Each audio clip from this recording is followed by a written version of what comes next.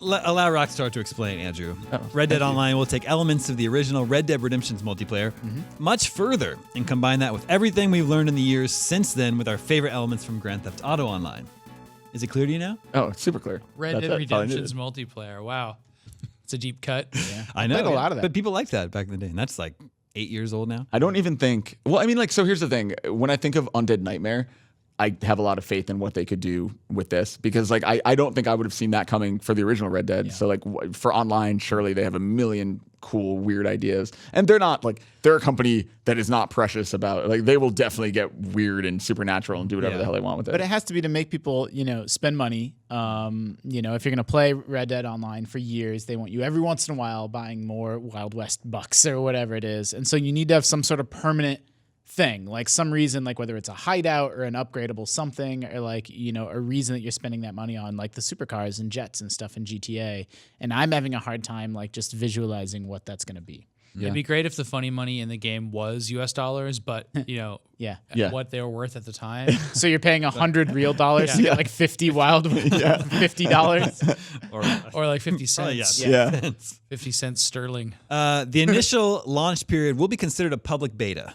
So it's launching into beta. Maybe that's just to cover their asses in case things do go sideways. Yeah. Well, when I was rolling my eyes a little earlier, they said that they're taking a month to make sure that they get the kinks ironed out, and that's not why it's launching alongside the game. But I think it's to stop people from trading in the game.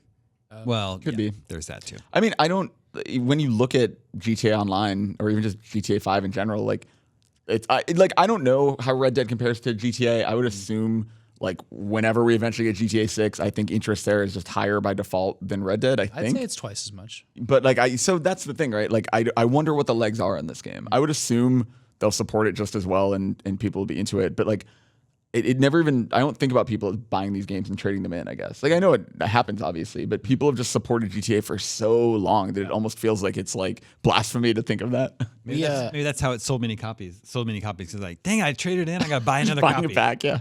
I did it again. GTA Online is extremely impressive. I remember I talked about it on Scoop last year. Yeah. It's like they made GTA 6 inside of GTA 5. Yeah. And so if they do that with Red Dead, that's very exciting. And given that it's Redemption had one of the best DLC packs of all time, like you were saying, if they sort of take that ethos into online instead, like, that's super cool. Yeah. I guess we're done with the era of single player DLCs from Rockstar, it seems like. Well, like, I think they'll just lean harder and harder into online. It's interesting.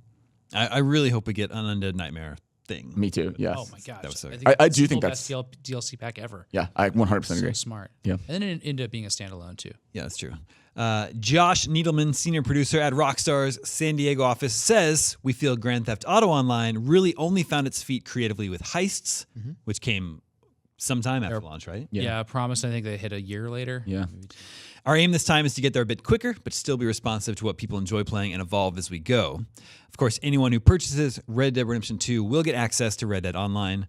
It uses the world and gameplay mechanics of Red Dead 2 as a jumping-off point for a new world of cowboys and cowgirls and outlaws that combines multiplayer and cooperative gameplay and narrative components in a huge open world.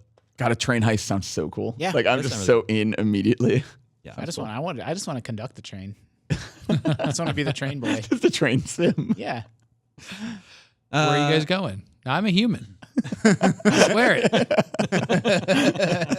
Hop on, everybody.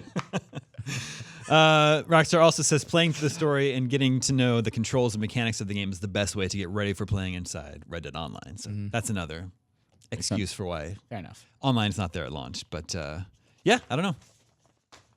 I'm sure it's going to be all that fun stuff that will be fun in multiplayer. I'm looking forward to more in single player. So yeah. I hope they just have a great, single player game for me to enjoy with train heists. I think they will. Because I don't want to do that with other people.